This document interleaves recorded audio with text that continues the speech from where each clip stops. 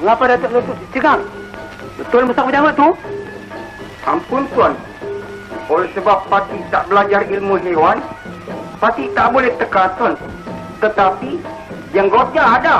Patutlah Datuk Pujangga tak naik pangkat. Bodoh. Bentara Mangku Bumi? Tuanku, Betul Musang berjanggut tu? ampun tuanku.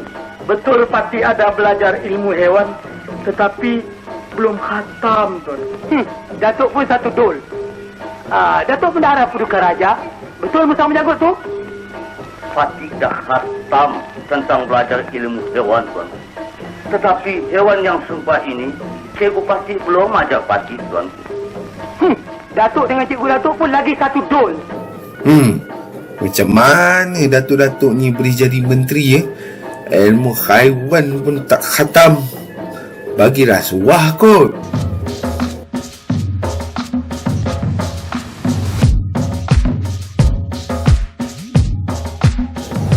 Assalamualaikum dan salam sejahtera. Kita kembali lagi dalam siri Alam dan Manusia. Saya doakan agar anda semuanya selamat, dimurahkan rezeki dan dimudahkan segala urusan. Amin. Hari ini kita akan berkenalan dengan sejenis haiwan, iaitu musang. Sebenarnya agak sukar untuk membicarakan tentang musang kerana ia mudah terkeliru dengan memerang dan juga rubah. Hal ini adalah disebabkan kerana ketiga-tiga haiwan ini kelihatan hampir sama. Secara umumnya musang ini mempunyai rupa seakan-akan kucing dengan muncung yang sedikit panjang. Secara puratanya panjang musang berukuran 43 hingga 71 cm. Mempunyai berat badan di antara 1.4 hingga 4.5 kg. Sejenis haiwan yang hidup secara liar, tidak buas, sangat licik dan suka bersembunyi. Musang ini mudah ditemui di kawasan Afrika, Eropah dan juga Asia. Terdapat juga beberapa buah negara yang mana musang wujud secara endemik. Maksudnya pada awal negara tersebut tidak mempunyai musang, tetapi musang dibawa masuk oleh pihak-pihak tertentu dan ia berkembang biak di negara tersebut. Musang pada asalnya merupakan haiwan karnivor. Ia akan makan mamalia yang lebih kecil daripadanya.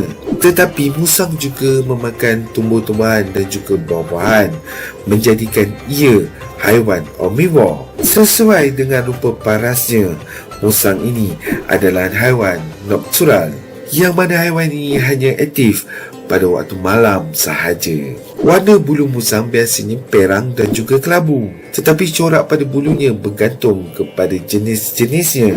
Ada yang berbintik, ada yang bertumpuk, ada yang berjaluk dan ada yang bercampur-campur coraknya. Musang memainkan peranan penting dalam ekosistem hutan kita.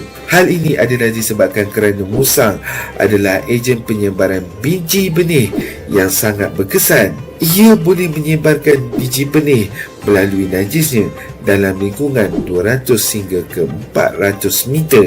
Dalam kalangan masyarakat Malaysia, musang dianggap sebagai haiwan perosak. Musang bukan sahaja makan hasil tanaman, malahan hasil ternakan.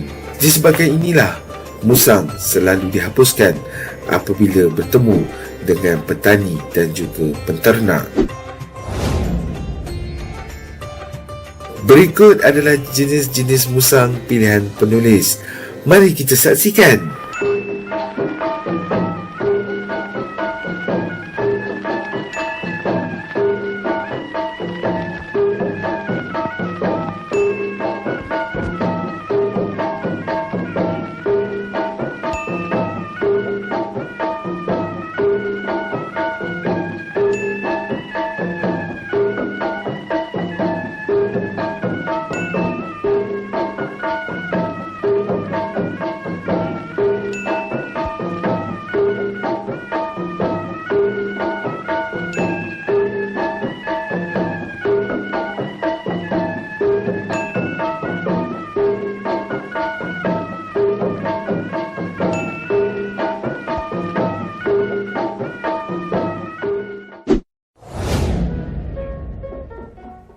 Berikut pula adalah beberapa fakta menarik pilihan penulis tentang musang.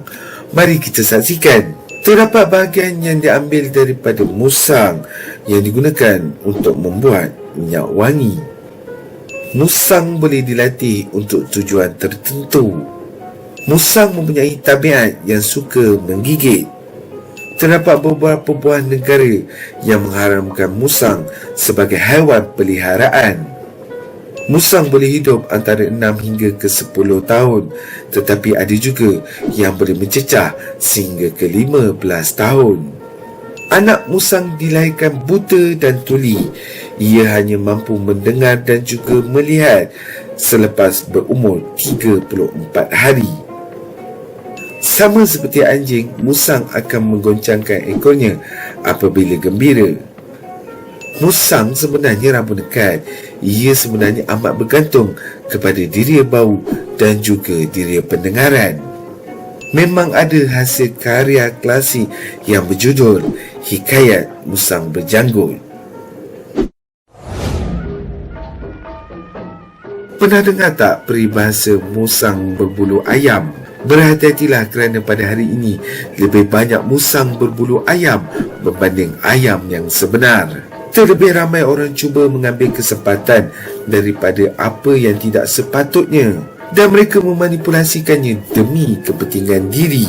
Rasanya bab musang berbulu ayam ini tidak perlu dah dihuraikan dengan panjang lebar oleh penulis. Kerana apabila kita baik, ramai yang akan menyayangi kita. Tetapi ada satu perkara yang perlu kita pandang tentang musang. Walaupun musang selalu dihina dan juga dicerca, tetapi musang mempunyai satu kelebihan yang kita terlepas pandang. Bukan saja kopi luwak yang digilai, tetapi kebolehan musang untuk membantu dalam penghasilan minyak wangi. Apakah kita mempunyai kebaikan?